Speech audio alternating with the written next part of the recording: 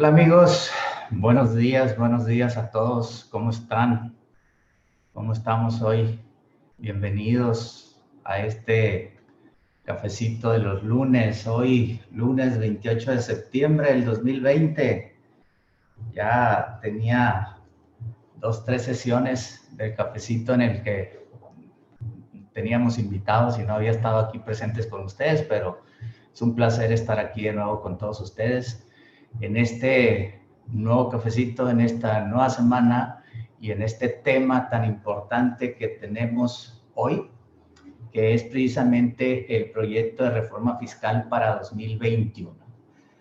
Quiero agradecerles a todos ustedes que se tomen el tiempo de estar aquí acompañándonos en estos lunes cada 15 días y pedirles su participación en el cafecito. También que participen, que pregunten, que comenten, porque para que no sea un monólogo y que podamos interactuar de manera eficiente. Fíjense bien, déjenme comenzar diciéndoles que para este cafecito, para este tema, es precisamente lo que el Ejecutivo Federal envía al Congreso como iniciativa del proyecto de reforma fiscal 2021. En esta iniciativa vamos a ver cómo la autoridad insiste en ser más ruda en el tema del Código Fiscal de la Federación, y tal vez lo que pudiéramos criticar de este tema es que de repente, en el afán de querer encontrar a aquellos contribuyentes que de una manera, de otra manera, están evadiendo sus impuestos o están realizando planeaciones agresivas o planeaciones inexistentes, anda en ese afán de querer encontrar a esos tipos de contribuyentes. Pues es como dijimos alguna vez recuerdo yo que señalamos gráficamente a través de Coparmex Nacional un gráfico que me llamó mucho la atención y que no se me olvida y que lo pongo de ejemplo, porque en el gráfico decían cómo la autoridad del SAT, en este caso, está disparando a una serie de patos que van en el aire, de los cuales en esos 10 patos que iban en el aire, pues a lo mejor 8 eran patitos blancos y 2 eran patitos negros, pero sin embargo el SAT dispara con un arma que es de esas armas que son escopetas, y que lo que debería hacer el SAT es disparar con un arma, pero un arma de precisión, que vaya y le pegue precisamente a esos patitos negros, y no que en el afán de pegarle a los patos negros, pues se llevaba también a todos los patos blancos, ¿no? Entonces, vamos a ver ese tipo de circunstancias que se está y que se insiste en esta reforma fiscal para 2021 como una de las características importantes. Como reseña, y ya entrando en materia, pues todos sabemos que el pasado martes 8 de septiembre del 2020, el Ejecutivo Federal presentó el paquete económico para el 2021. En ese paquete económico, pues va la iniciativa con proyecto de decreto para reformar, adicionar y derogar diversas disposiciones, tanto de la Ley del Impuesto sobre la Renta, como de la Ley del IVA, como de la Ley Especial de Producción y Servicios, y por supuesto del Código Fiscal de la Federación. También se envía lo que es la Ley de Ingresos para 2021, ¿no? Estamos también en lo que es el presupuesto de egresos para el ejercicio 2021. Entonces, este paquete económico ya se envió desde el pasado 8 de septiembre, ¿sí? Según el gobierno federal o el Ejecutivo Federal, este proyecto de reformas lo que aborda son ciertas iniciativas donde, ya lo comenté hace un momento, se destaca que el gobierno busque incrementar la recaudación para 2021 sin la creación de nuevos impuestos ni aumentos a los ya existentes.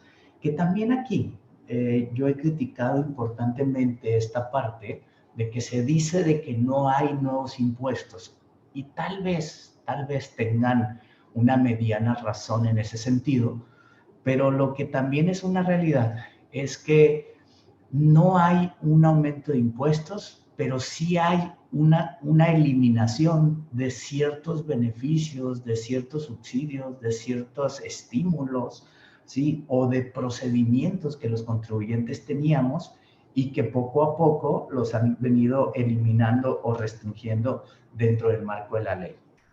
Y un ejemplo claro y preciso, que aunque no representó un aumento propiamente de los impuestos, sí representó una erogación en la liquidez o una afectación en la liquidez de los contribuyentes al eliminar, por ejemplo, lo que le llamábamos la compensación universal, ¿verdad? Entonces, no hay aumentos, pero sí hay más recaudación. ¿Cómo? Pues a lo mejor también restringiendo, por ejemplo, el estímulo que tenemos del crédito diésel, también restringiéndolo a ciertos contribuyentes más pequeños, ¿verdad?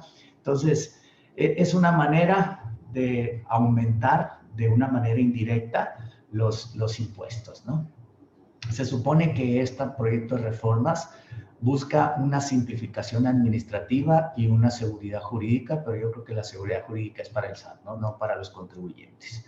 También, claro y preciso, que el SAT pueda utilizar instrumentos tecnológicos que permitan una comunicación eficiente con los contribuyentes e incorpora reglas importantes para facultar a la autoridad para robustecer la vigilancia de ciertos temas, como puede ser las fusiones y las escisiones, las operaciones simuladas, las devoluciones de impuestos, etcétera, etcétera. Este es lo que es el panorama específico que contempla esta reforma fiscal para 2021.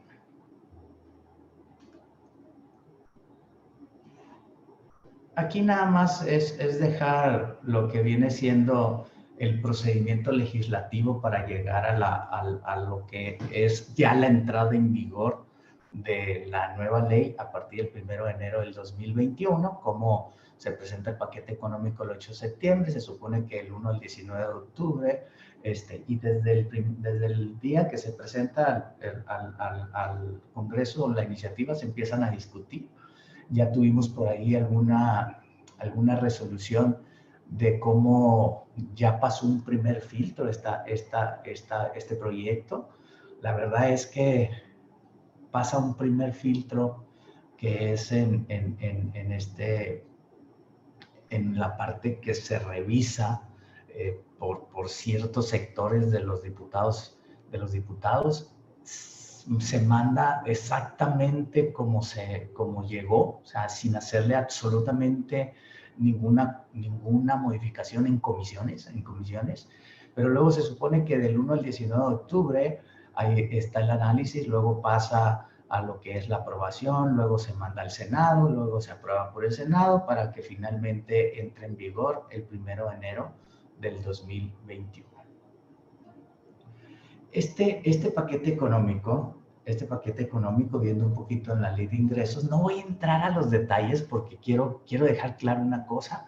Esta presentación es muy genérica, es nada más para que tengamos una idea de lo que se está proyectando para 2021. En su momento, y una vez que se apruebe la reforma tal cual como ya entrará en vigor a partir del 1 de enero del 2021, haremos la presentación correspondiente ya con el paquete económico autorizado, aprobado, y ya recibirán la invitación al definitivo, ¿no? Donde ya veremos algunos datos diferentes a esto. Este paquete económico utiliza algunas proyecciones, ¿sí?, de las finanzas públicas, como por ejemplo una tasa de crecimiento del PIB de alrededor del 4.6%, cosa que lo vemos muy, muy complicado, porque precisamente con lo de la pandemia, ahorita veremos un poquito más adelante lo que se pretende que va a suceder ahora en el 2020 en cuanto al crecimiento económico. Obviamente este crecimiento estará sujeto a que podamos tener una actividad normal, voy a decirlo así, comercial, y eso pues tiene mucho que ver con el COVID-19. Si hay una vacuna pronto, si hay una cosa de esas, no solamente a México le irá mejor, sino en general al mundo entero, ¿no? Una de las cosas que podemos resaltar es que la tasa de recargos para 2021 sigue igual a la del 2020. Se elimina por ahí un estímulo fiscal, que es parte de lo que comentaba hace unos momentos, como una manera de aumentar la recaudación, pues es eliminando estímulos o beneficios. Se elimina precisamente el estímulo fiscal a las personas físicas y morales residentes en México que enajenen libros, periódicos y revistas, cuyos ingresos totales no hayan excedido 6 millones de pesos en el año, tenían un beneficio específico. Algo que hay que agradecer, y agradecer entre comillas, porque en los últimos 2 años, 3 años, había un aumento consistente en la tasa de retención que hacen los pagadores de intereses a las personas físicas por los ahorros que tengan con ellos. Hoy baja la tasa de retención al 0.97%, cuando hoy en el 2020 la tasa de retención era el 1.45%, pero ojo, no es tasa de la utilidad, es tasa sobre el monto que está depositado y que genera los intereses, ¿no? Entonces, el 1.45% representaba alrededor del 20 y tantos por ciento del interés que nos pagaba las instituciones financieras, ¿no? Hoy para 2021 se establece una reducción a esa tasa de retención del 0.97%. También esto es parte de lo que queríamos comentar, como para 2020 se estima por parte del INEGI una reducción del Producto Interno Bruto de alrededor de 19 puntos porcentuales, que es fatal y es tremendo. Mucho pues tiene que ver precisamente la pandemia y el SARS-CoV-2 y todo lo que hemos estado viviendo en estos ya, ¿qué les gusta? 7, 8 meses de un crecimiento económico muy restringido, ¿no? Entonces, a pesar de que tenemos un decrecimiento de alrededor de 19 puntos, pues lo que se estima para 2021 es que crezcamos en un 4.6%, ¿no? Que si sacamos cuenta de que si estamos decreciendo en el 2020 y vamos a crecer en el 2021, cosa que yo dudo mucho, de 4 puntos, pues nos va a llevar algunos años poder recuperar los 18, 19 puntos de decrecimiento del 2020.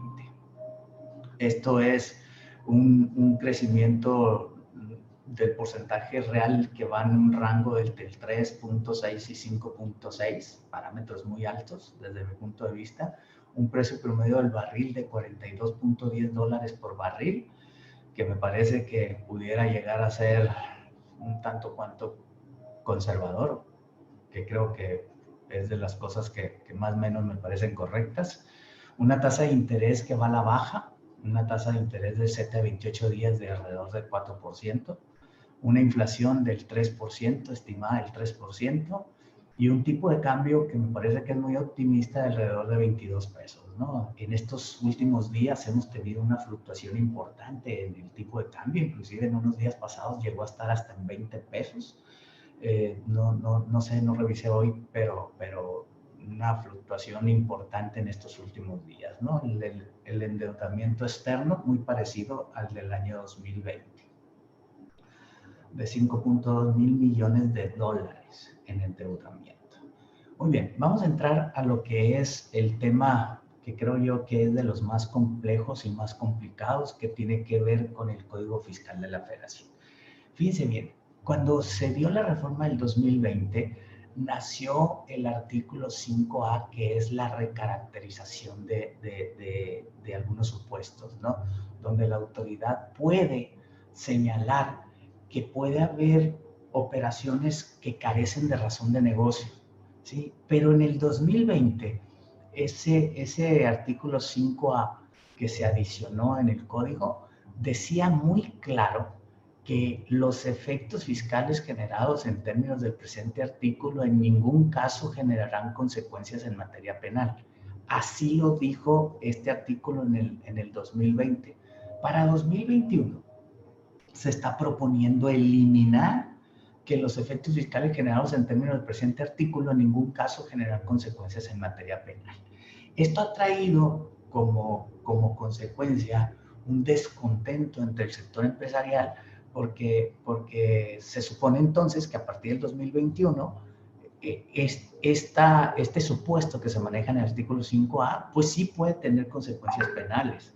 Sin embargo, yo platicando con algunos abogados penalistas, con algunos colegas, hemos llegado a la conclusión de que el hecho de que la disposición del 5A dijera hoy actualmente, en el 2020, que no generan consecuencias en materia penal, eso es algo que en la práctica no pudiera ser, porque si estoy en un supuesto de defraudación fiscal desde un punto de vista específico, pues si no me hacen la cuestión penal en base al 5A, me lo pueden hacer en base al 108 del código. Entonces, es una reforma, un cambio que genera más una cuestión psicológica que un efecto real y verdadero. Es decir, en el 2020, a pesar de que decía esto, también pueden tener consecuencias penales, por supuesto, ¿sí?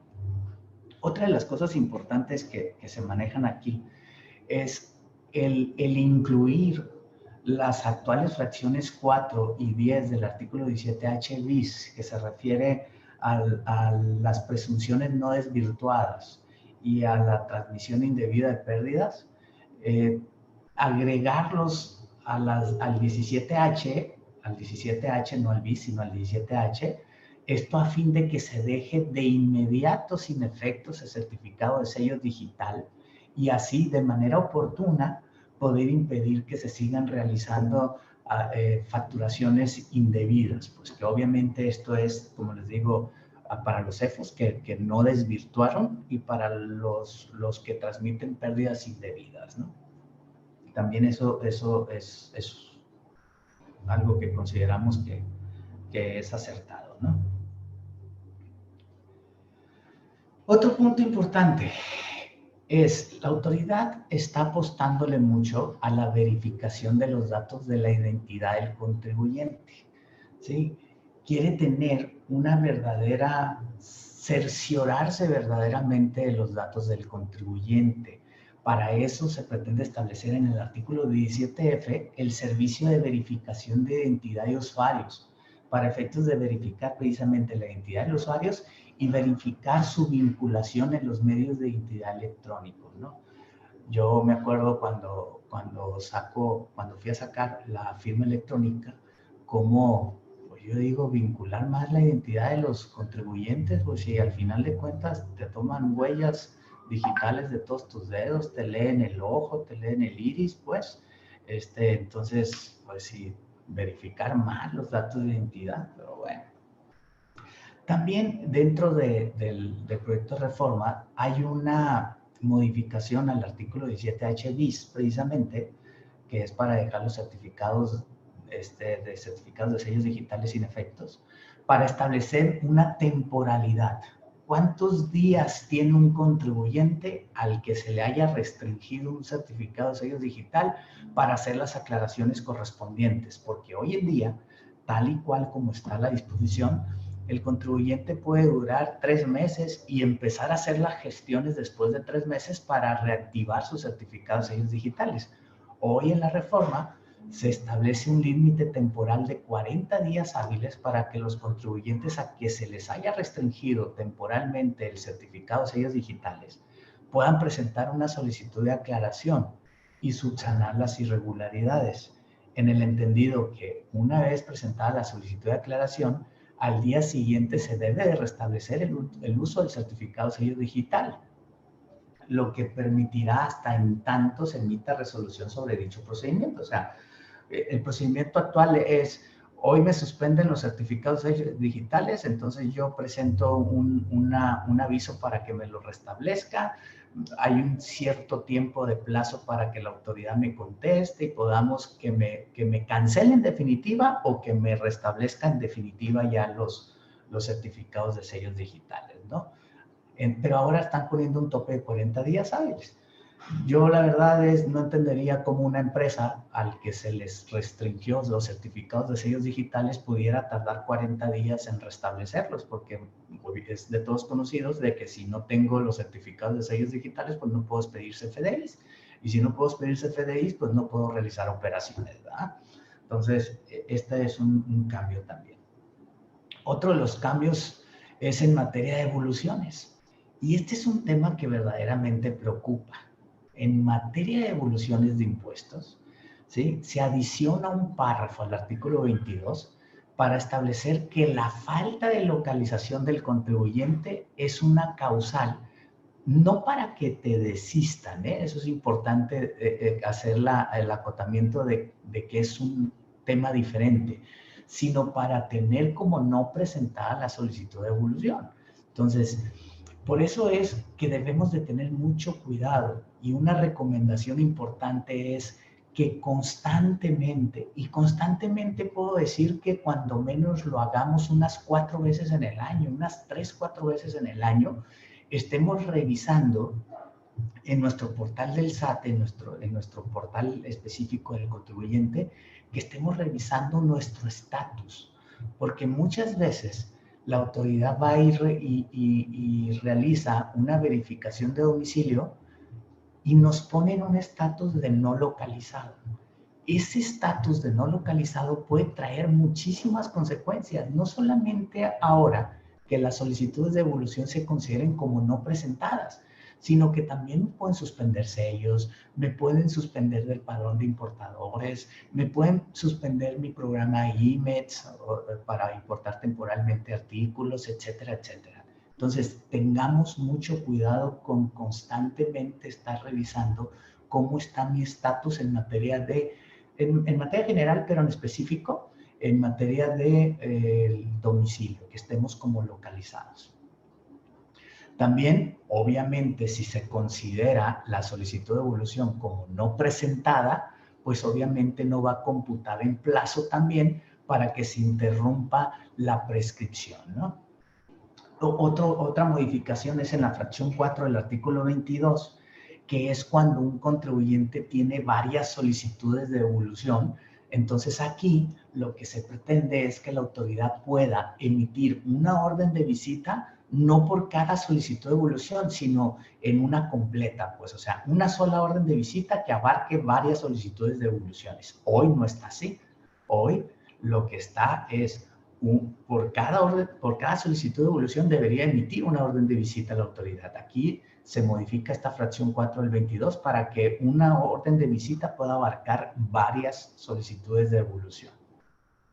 Y también en el artículo 22, en la fracción 6 del artículo 22D, que habla de la emisión de la resolución, definitiva, se le amplía el plazo a la autoridad de 10 a 20 días para que emita esa resolución, ¿no? Entonces, obviamente, ¿esto qué traerá como consecuencias? Pues traerá como consecuencia que mis solicitudes de devoluciones o mis solicitudes de devoluciones se alarguen todavía más tiempo, ¿no? Si hoy por hoy una solicitud de devolución que tiene una orden de visita se va hasta casi 6 meses o más, pues ahora con estos 10 días adicionales, pues todavía se va más. En materia también que tiene que ver con la identificación del contribuyente, fíjense cómo se pretende modificar el artículo 27, que este artículo 27 ahora el 30 de junio nos trajo muchos dolores de cabeza porque tuvimos que actualizar los datos de los socios o accionistas, y ahorita hablaremos más al respecto, ¿sí? Pero se pretende modificar el artículo 27 para precisar que la información relacionada con la identidad, domicilio y situación fiscal del contribuyente debe de proporcionarse en el RFC, o sea, y además se propone establecer como obligación que los contribuyentes deben registrar y mantener actualizados siempre una sola dirección de correo electrónico y un solo número telefónico, pues para tener ese medio como un medio de comunicación y de contacto.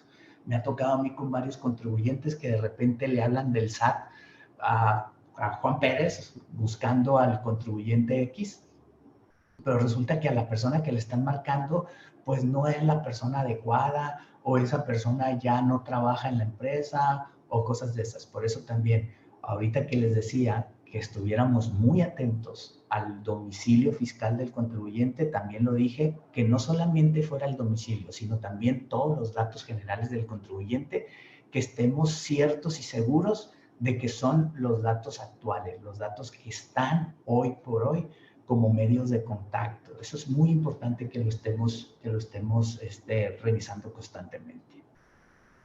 El famoso aviso de socios o accionistas, ese aviso que se venció ahora el pasado 30 de junio y que persiste en la ley la obligación de estar presentando ese aviso cada vez que haya una modificación en la estructura accionaria de las empresas o que haya un cambio de socios y cosas de esas. Fíjense cómo hoy en este proyecto de reformas la autoridad aclara de manera muy importante, ¿sí?, que el aviso de socios y accionistas debe corresponder a la información relacionada con las personas integrantes de la persona moral que por su naturaleza, funciones, obligaciones y derechos son similares a las de un socio accionista, independientemente del nombre con el que se le designe o reconozca la legislación o estatutos sociales.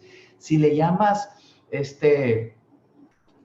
asociado, si le llamas patronos, si le llamas, como le llames, como tú le llames, al final con esta modificación pretende la autoridad dejar claro que debemos de presentar este aviso, se hace quien sea el nombre que se le designe, pero que tenga características similares a un socio o un accionista, ¿sí?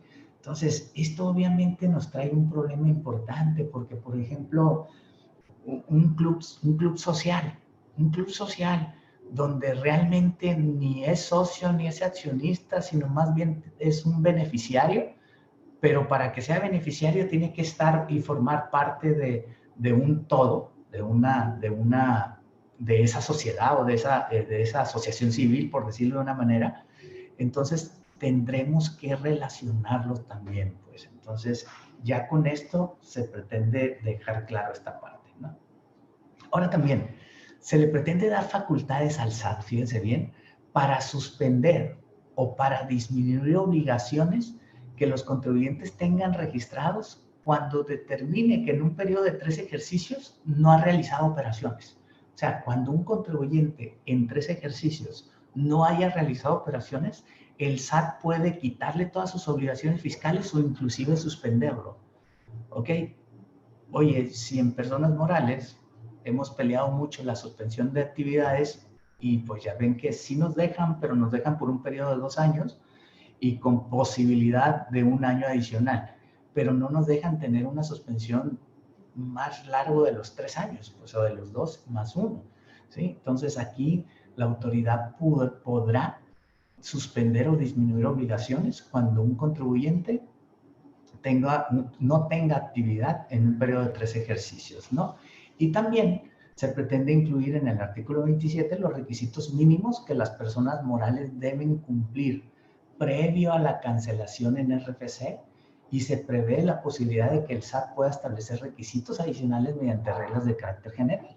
Por ejemplo, si voy a liquidar una empresa, pues que no esté en el listado de los CEFOS, que mi D32 esté limpia, etcétera, etcétera, ¿no? Inclusive se establece que mediante reglas pudieran darnos obligaciones importantes.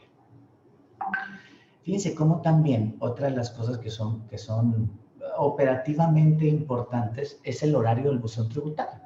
Para los efectos, dice, de otorgar certeza jurídica, se pretende reformar el artículo 13 para precisar que el horario de la zona centro de México es la que rige la operación del buzón. Recuerden también que por ahí hay una regla miscelánea que dice que cuando un contribuyente establezca un tiempo para presentar o cumplir cierta obligación, el horario que se debe establecer como tope es el del domicilio fiscal del contribuyente, ¿sí? Pero con esto seguramente se eliminaría esa regla miscelánea para ya dejar como dato completo o como regla general el que el horario de Ciudad de México es el que va a regir para efectos de toda la operación del buzón. También hay una modificación para cuando hay escisiones de sociedades. ¿Qué dice esta modificación?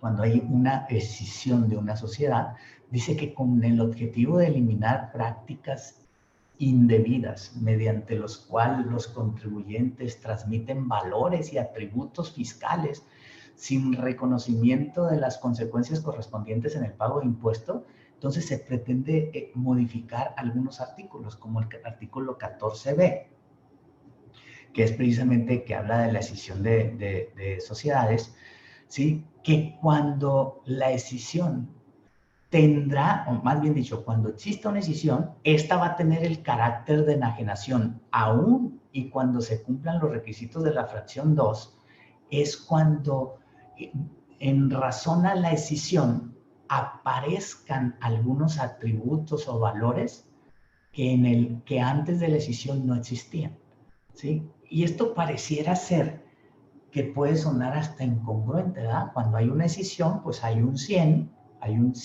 de un todo, donde un pedazo de ese todo se nace en otra figura jurídica, ¿sí? Pero obviamente para que nazca, pues tiene que traerse un pedazo de lo que de este 100 tenía.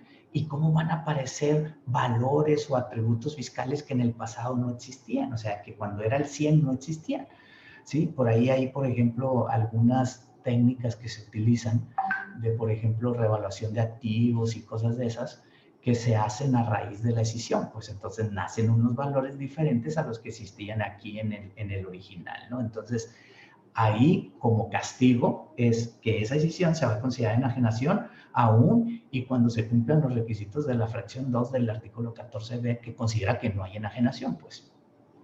Y luego también el artículo 16c, que habla de actualizar la conceptualización de mercados reconocidos, ¿no? Que tiene que ver con valores en bolsa y ese tipo de cosas.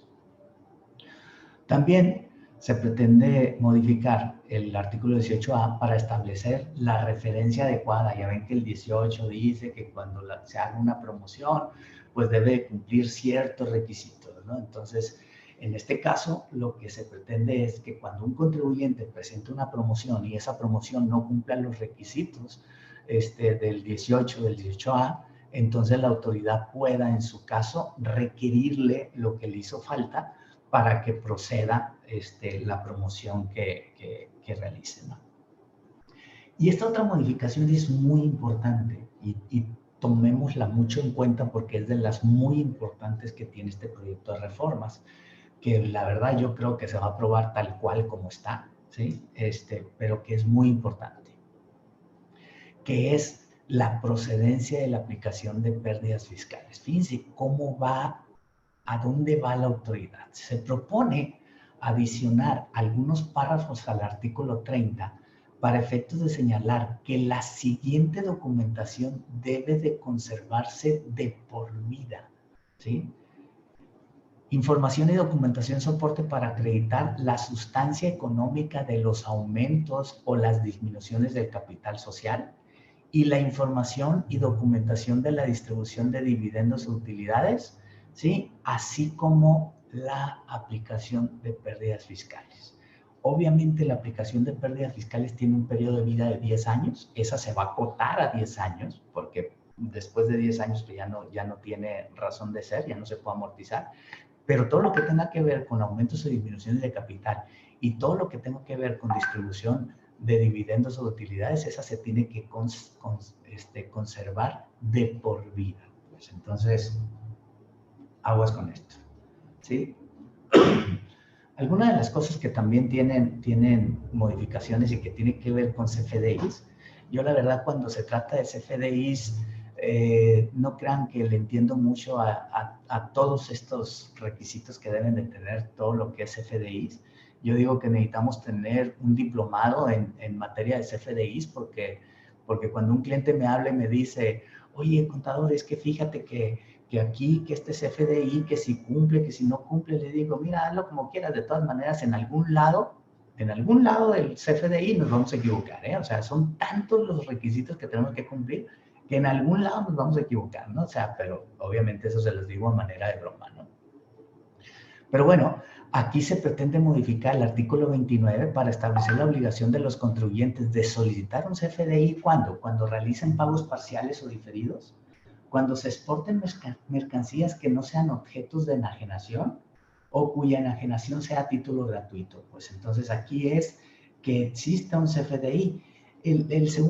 La segunda párrafo que estamos viendo aquí, que exporten mercancías que no sea objeto de enajenación, esto tendremos que ver muy claramente qué efectos tiene, sobre todo en los agricultores que exportan o los contribuyentes que exportan, pero que exportan a consignación, ¿no? Porque cuando hay una exportación a consignación, hoy por hoy lo que pedimos es un CFDI de traslado.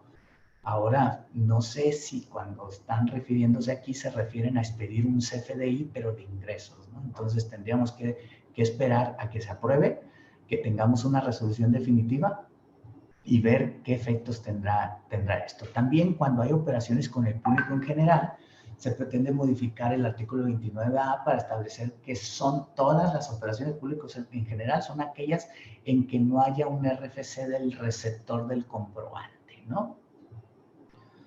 Y que tiene que emitir un comprobante por cada pago sin importar que sea anticipo o que sea posterior al momento en que se realiza la operación, ¿no?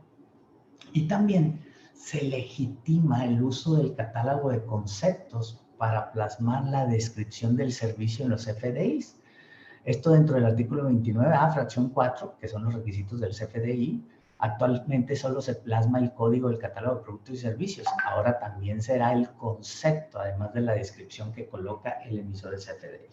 Les digo, en esta materia la verdad es que ya es un circo, ya es tan complicado cumplir en materia de CFDI, de cumplir correctamente. Pues entonces las empresas tendrán que hacer una serie de ajustes, una serie de controles internos para poder estar al pendiente de cumplir todo el montón de requisitos que me piden para expedir un mugroso CFDI, ¿no?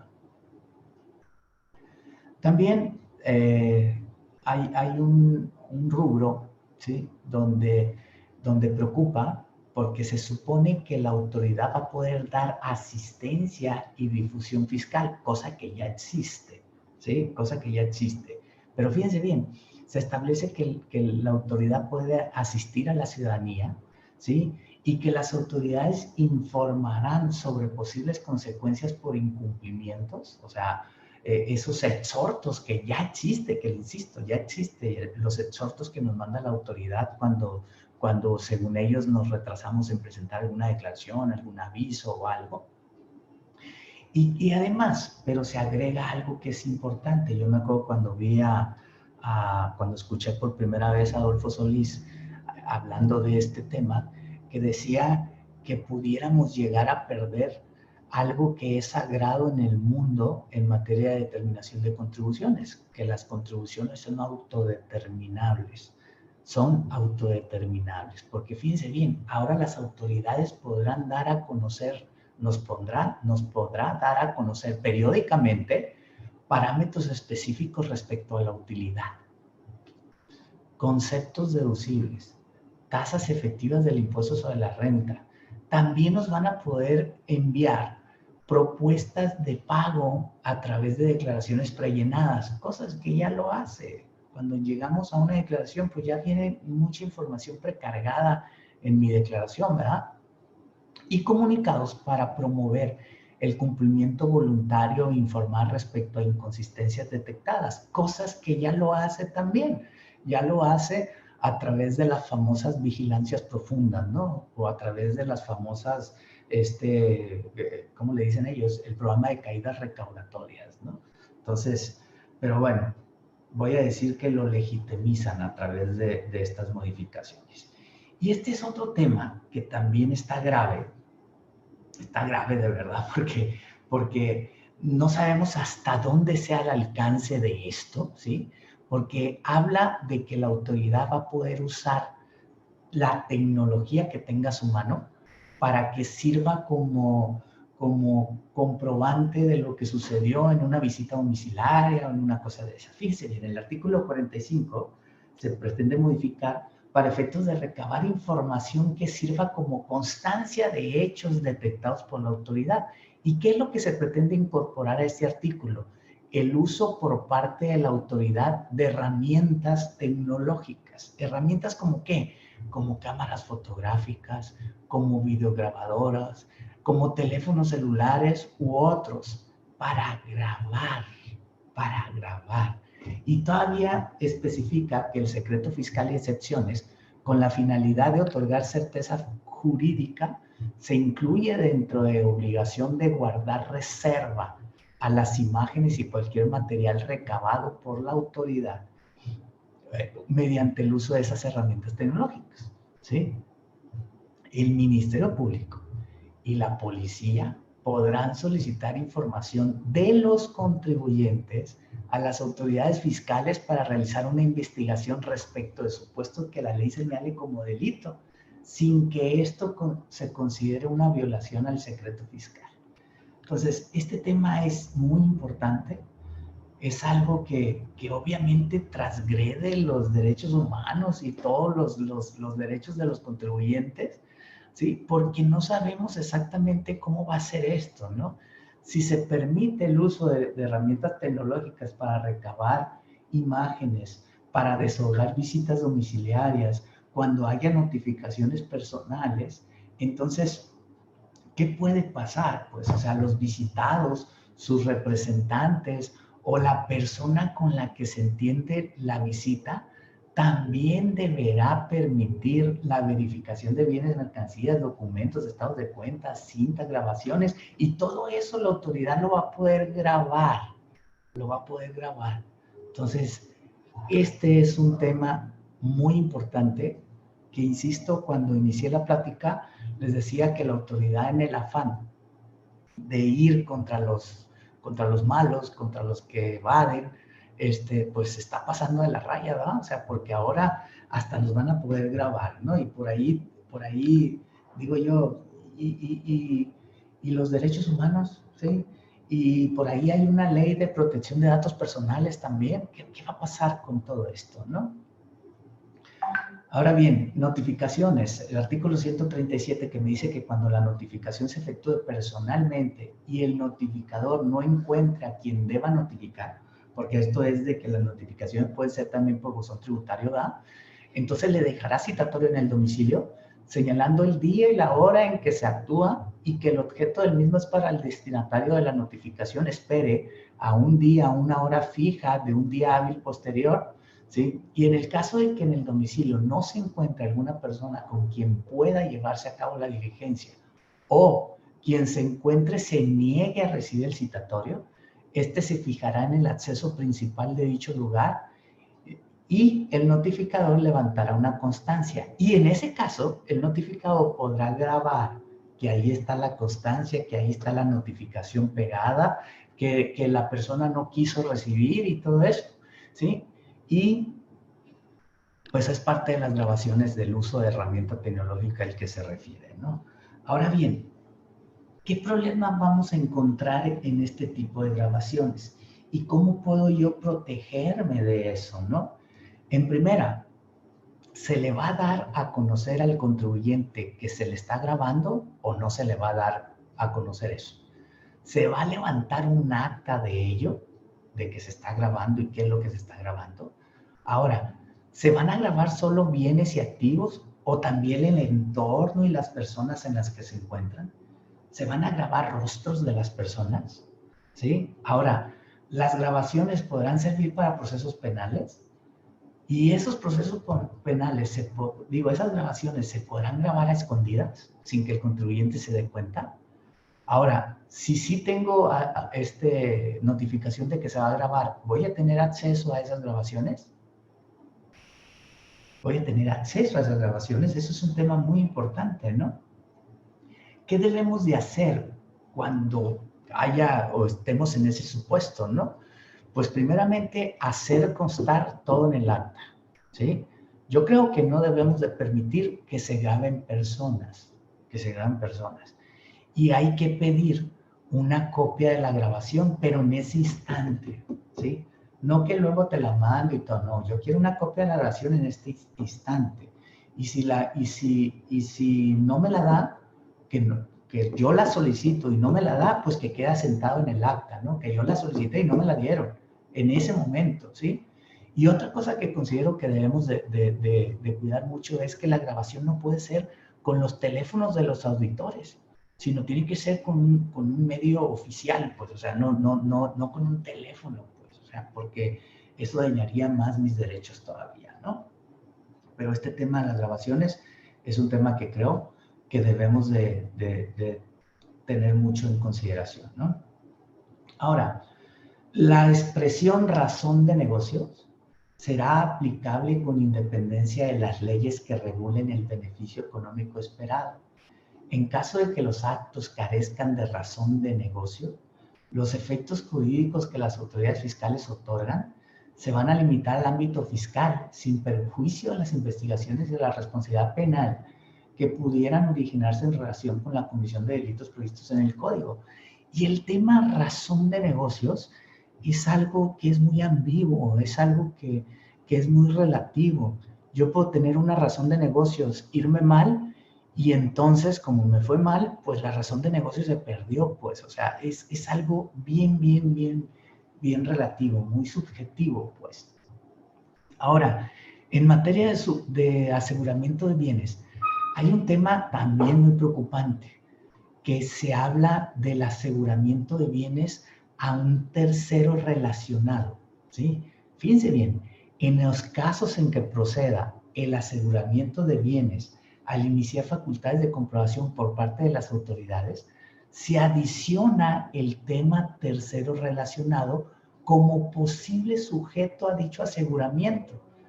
¿Y con qué fin? Supuestamente con el fin de evitar que tanto el contribuyente a revisar como el tercero se opongan a la revisión, realicen maniobras que obstaculicen la misma o que estén como no localizables.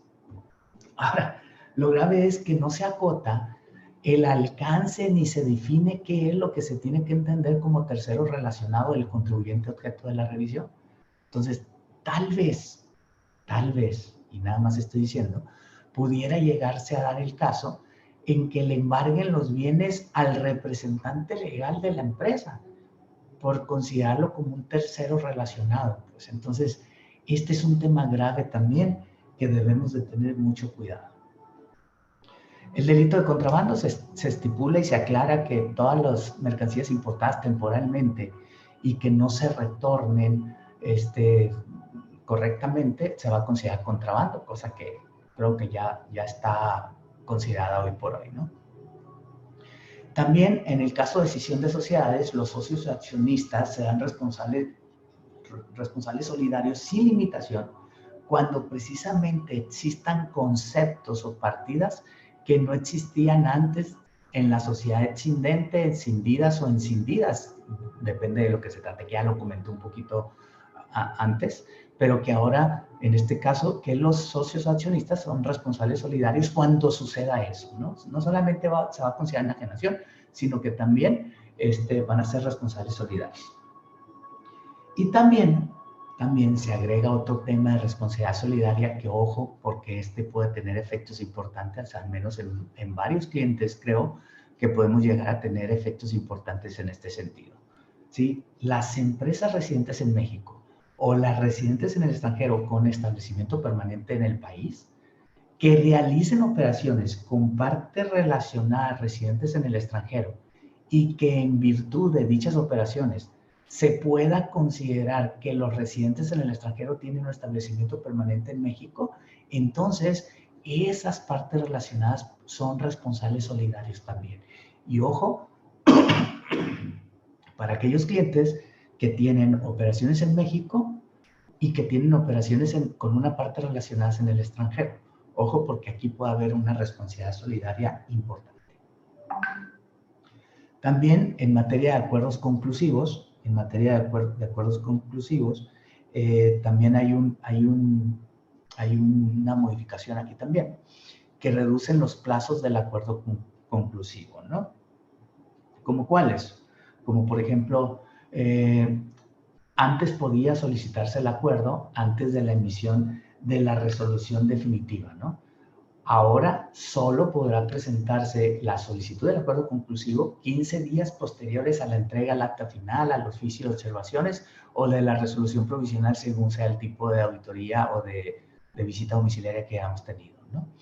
Ahora, se establece también claramente que no va a proceder el acuerdo conclusivo en materia de evoluciones, cuando haya facultades de comprobación que verifiquen saldos a favor y pago de lo indebido, en auditorías, en compulsas, cuando se trate en errores de declaraciones, cuando sea una revisión de la contabilidad o cuando sean revisiones electrónicas, de acuerdo a lo que dice las fracciones 1, 2 y 9 del 42 del Código, en cumplimentaciones, o sea, en actos derivados de cumplimentaciones o de sentencias posteriores a 15 días, el acta final, el oficio de observaciones o resolución provisional, y en los casos tratándose de EDOS y EFOS, pues no vamos a tener derecho también a estos acuerdos conclusivos, ¿no? Que esto de los EDOS es muy importante, ¿no? Porque yo he estado o he sabido de varios acuerdos conclusivos en materia de EDOS, no tanto de EFOS, ¿no? Muy bien. Fíjense bien. Esto que vimos, pues es en materia de Código Fiscal de la Federación. Y hay, en materia de impuestos sobre la renta, básicamente todas las modificaciones en materia de impuestos sobre la renta tienen que ver con donatarias autorizadas. Verdaderamente están modificando la ley del impuesto sobre la renta, pero específicamente o básicamente en el título 3, en lo que es personas morales con fines no lucrativos, y lo están haciendo de manera muy, muy importante, ¿sí? En primera, todo lo que tiene que ver con los programas escuela-empresa se derogan, ¿sí? O sea, se elimina todo lo que tiene que ver con los pormenores relacionados a este tipo de organizaciones de empresas de programa escuela. Luego, básicamente, se plantea que las sociedades o asociaciones que sean personas morales que tributan en el título 3 deben de contar con autorización para recibir donativos deducibles. O sea, yo podía ser un título 3, una persona moral del título 3, sin ser una donataria autorizada. Pero hoy por hoy, básicamente, si no soy donataria autorizada, entonces me obligan a tributar conforme al título 2. ¿Sí? Esos son cambios muy importantes.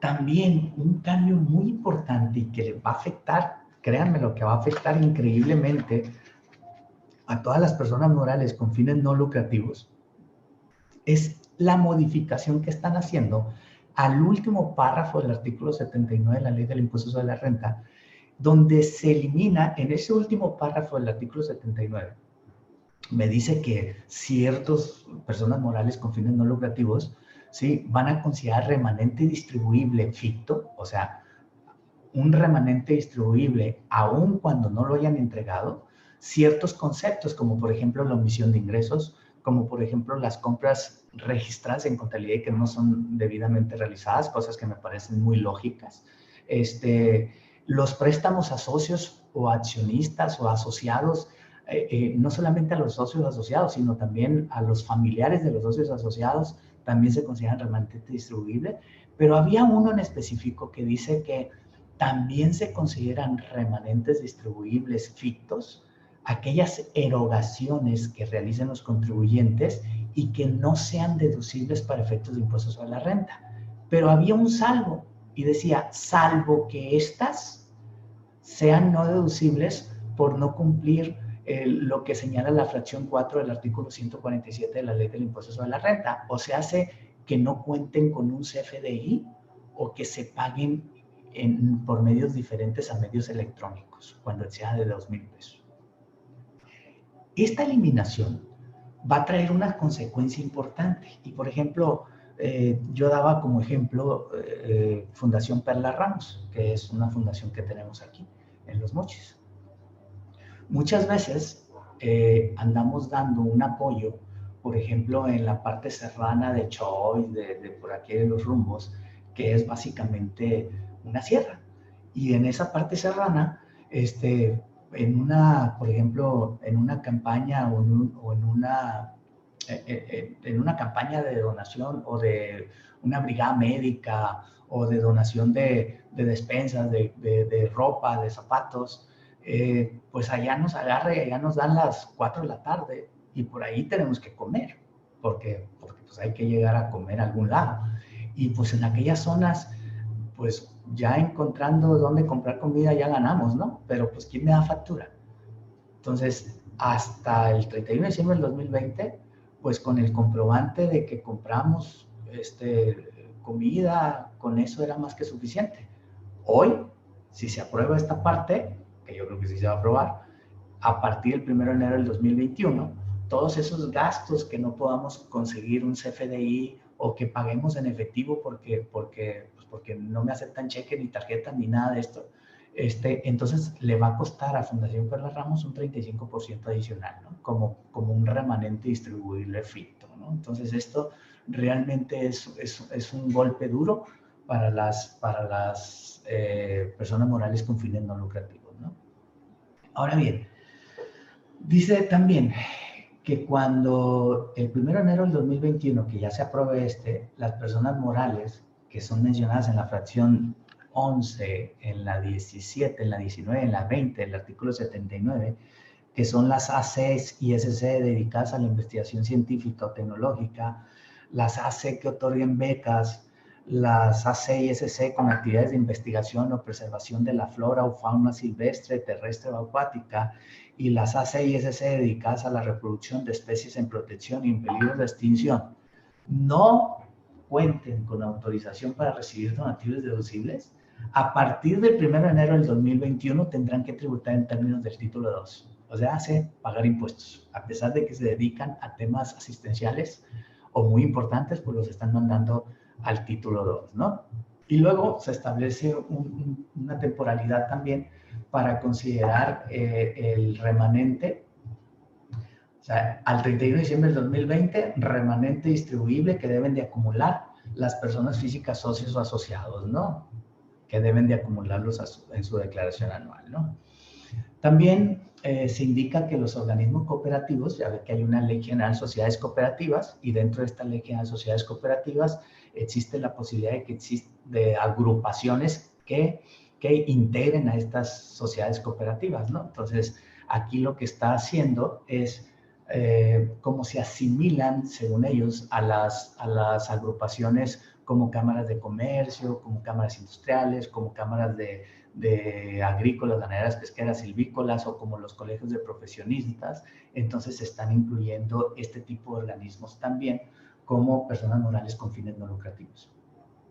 Ahora bien, hay una serie de requisitos ahí. La verdad que en la exposición de motivos de esta reforma se plantean números que me parecen muy descabellados, en que según la autoridad, un número muy importante de personas morales con fines no lucrativos destinan los donativos o los ingresos que tienen a actividades diferentes a las que fueron creadas, ¿no?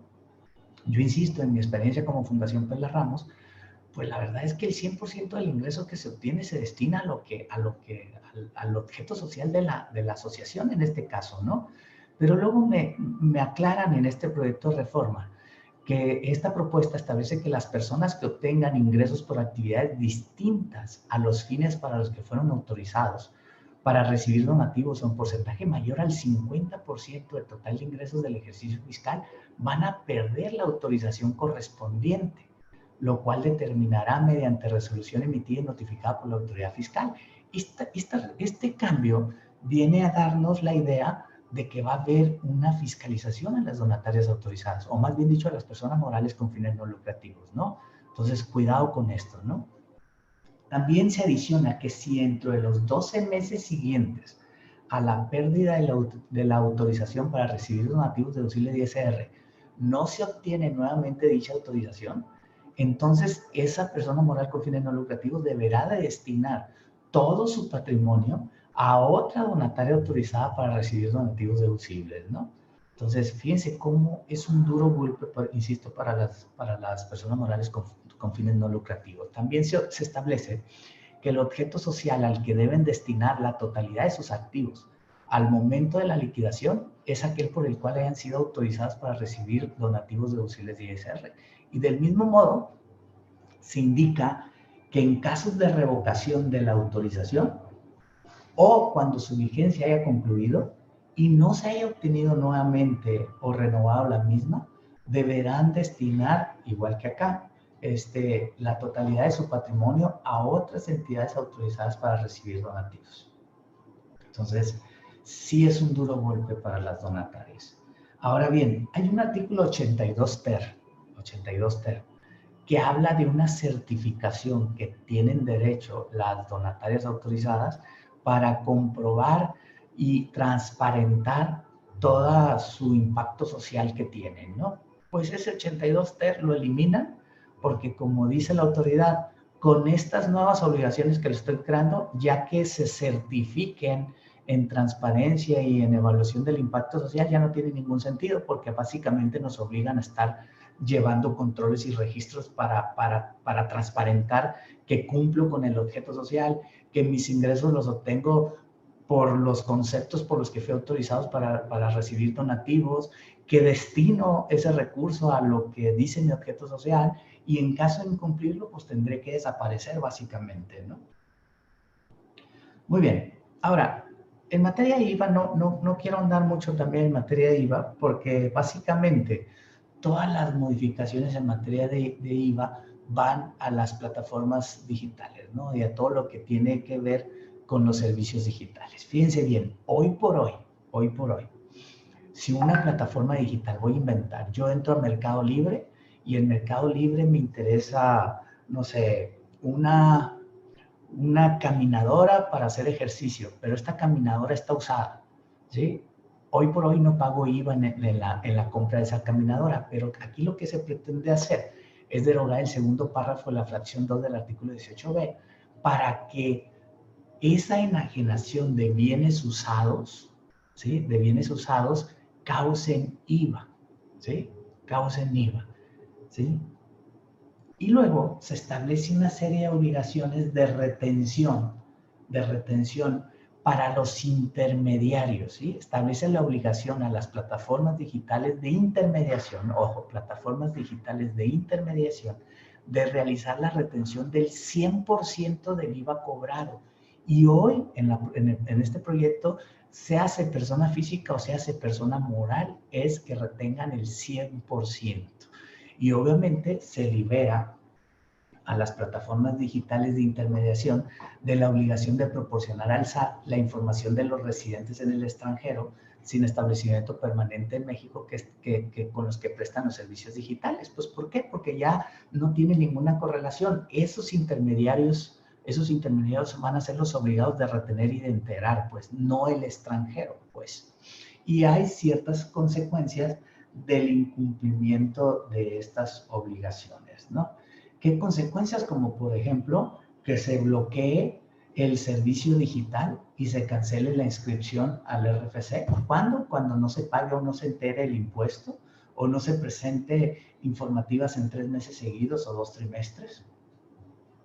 Y se prevé un procedimiento para hacer ese bloqueo, ¿no? La primera, que se emite una resolución señalando la obligación incumplida, que se va a contar con 15 días hábiles para desvirtuar los hechos y la autoridad contará con 15 días posteriores para resolver y puede solicitar información adicional. Fuera de plataformas digitales, la otra modificación es en servicios profesionales de medicina, que es muy normal que ciertos profesionales de medicina presten servicios a través de instituciones de asistencia o beneficencia privada, y simplemente se aclara que cuando estas personas presten esos servicios a través de estas instituciones, pues los mismos estarán exentos de lo que es el impuesto al valor agregado. Y ya por último, el IEPS. Pues miren, señores, en el IEPS, pues resulta que ahora se está proponiendo incorporar cuotas complementarias a los combustibles automotrices de jets. ¿Por qué? Pues porque el precio del barril del petróleo está muy volátil, ¿verdad? Y esa volatilidad hace que los precios puedan estar subiendo, bajando constantemente. Entonces, con el objeto de afrontar circunstancias adversas como la ocurrida en este año 2020 con lo de la pandemia, pues llegó un momento en que el precio del barril, en lugar de pagar por él, te pagaban para que te lo llevaras, ¿no? O sea, tenían valores negativos el precio del barril, ¿no? Entonces se establecen instrumentos contracíclicos para fortalecer las finanzas públicas, o sea, para que no tenga daño las finanzas públicas, mediante el ajuste a las cuotas del IEPS, de acuerdo con variables económicas que se hayan previamente definido, ¿no? La Secretaría de Hacienda publicará semanalmente en el Diario Oficial de la Federación las cuotas complementarias de IEPS en la enajenación de gasolina, diésel y combustibles no fósiles.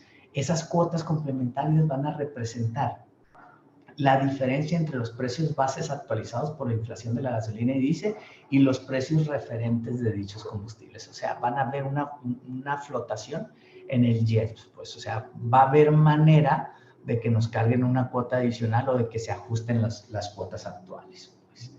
Entonces, básicamente, señores, eso es lo que teníamos para platicarles hoy respecto a el proyecto de reformas.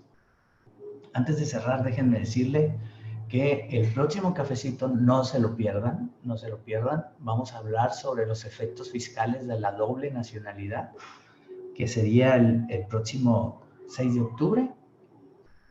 6 de octubre nos va a acompañar un buen amigo de la firma Procopio de San Diego, una firma de abogados y contadores muy reconocida en Estados Unidos, que tiene su sede en San Diego, y nos va a acompañar Pedro Corona.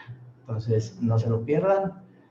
Creo que aunque el tema pudiera parecer, decir, efectos fiscales de la doble nacionalidad, pudiera parecernos hasta un poco, ¿qué es eso? Pero créanme lo que hoy por hoy hay muchos contribuyentes que tienen doble nacionalidad y muchos de ellos ni siquiera hacen nada en Estados Unidos, siendo que tienen obligaciones también allá en Estados Unidos.